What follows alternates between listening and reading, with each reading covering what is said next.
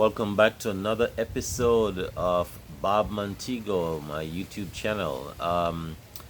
If you have noticed, I love doing videos outdoor. I much prefer outdoor than to set up some studio inside.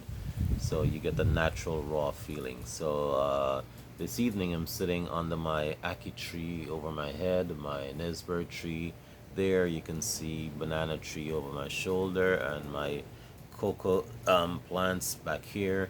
And it's a nice cool November. So it's a little windy, so bear with me, and it's nice and cool out here.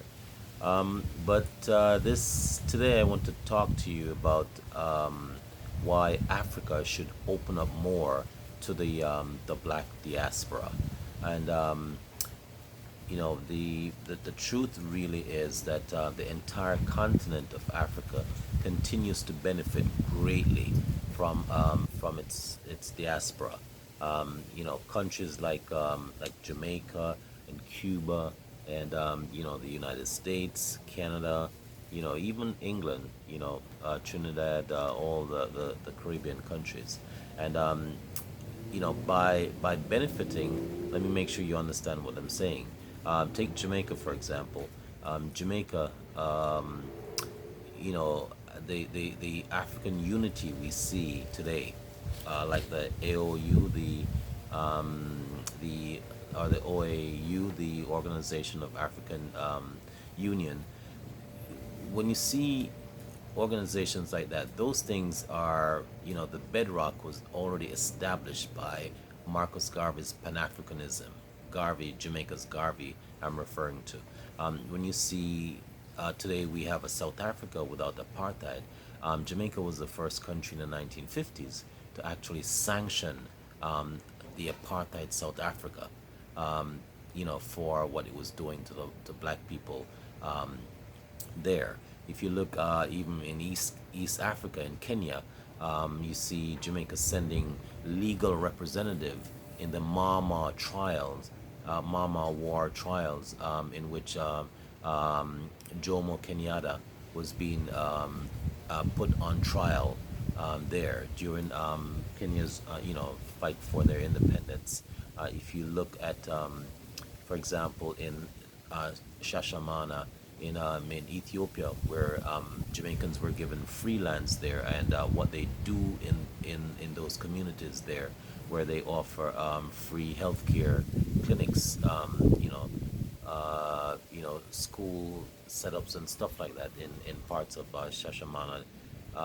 We see like in Zimbabwe, when Zimbabwe was Robert Mugabe was actually fighting for Zimbabwe's independence. You see, Jamaica was instrumental in that too, with musical support. When it was being switched from Rhodesia to Zimbabwe. You see, South Africa, Jamaica spent all of the 70s, the 80s, and the little bit of the 90s fighting in music, apartheid in South Africa. Real good, resistance in music all over the world. So I mean that kind of, and that's just a part of it. But all over the world, we see modern, we see the modern, what we call Afrobeat. The basis of Afrobeat is really Jamaican reggae and local music in different parts of Africa. So we see where Africa has influenced Jamaica in its historical cultural values, but then Jamaica in its modern cultural values have done a reuptake in Africa and influenced Africa all over the place. The Gambia, for example, is popularly known as Little Jamaica. And, so I say that to say that the diaspora, countries in the diaspora, and I just point out Jamaica, other countries have their impact too. The diaspora has a great impact on Africa itself, and therefore Africa should be opening up more to the diaspora. It is no secret that when and I'm not saying all Africans, but when an African gets rich, we know that the standard thing that happens is this: one, he banks his money in Switzerland. Two, he starts he sends his kids to England or France for education, or he lives in England and France, you know, as a resident. Three, he shops for expensive things in Dubai. Four, he vacations in Canada and the United States. So where does his money, where does his money get a chance to actually circulate in Africa? You see, Western blacks, that's blacks in the diaspora, are today way more willing to resettle in Africa than they were years ago, and many of them are coming to Africa with technical skills, with resources, with know-how, and are purpose driven.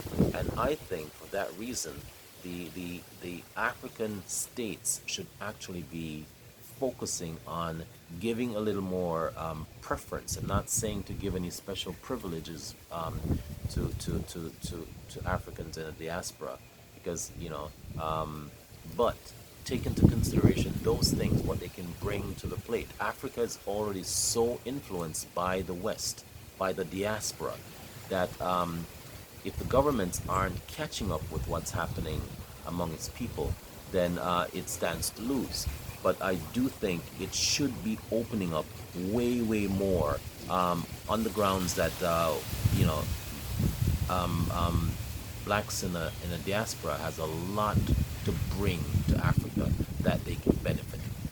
Another thing is, if you look in large countries like the United States, you see where race and politics, the race and politics are actually against people of African descent, and their African countries should be capitalizing on those people willing to move their resources and move to the continent. But it must be a little bit more friendly. When I say friendly, open up more, create some more privileges, allow them to be able to buy land a little more freely, with purpose, of course, but be able to buy land and houses a little more freely. And you will see many will come and bring their retirement money with them, pension money with them will follow, investments, all those different things.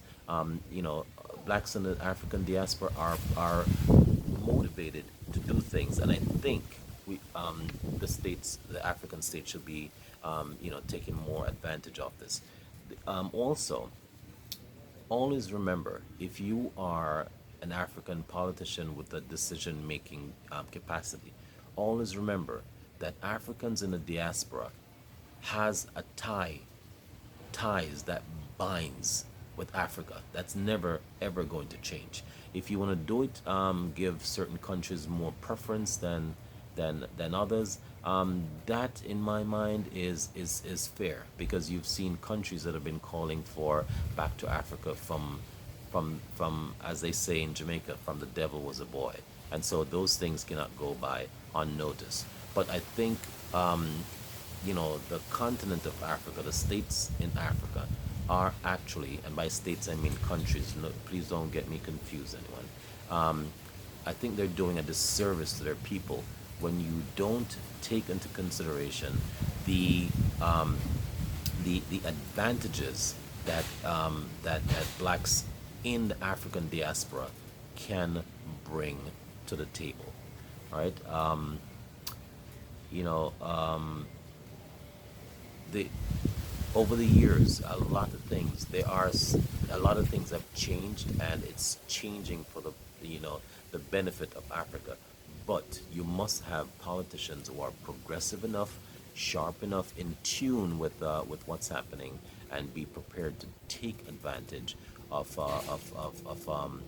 those opportunities that are being presented by blacks in the diaspora wanting to move there. All right. Thank you for watching Bob Montego, and if you haven't yet done so, please like, share, subscribe to my videos, and tell someone about us. Please subscribe. I do need the subscription. I may not bring you sexy girls on the riverside cooking, catching and cooking foods and stuff like that, but I try to bring you some stuff that you can find also that are valuable to you.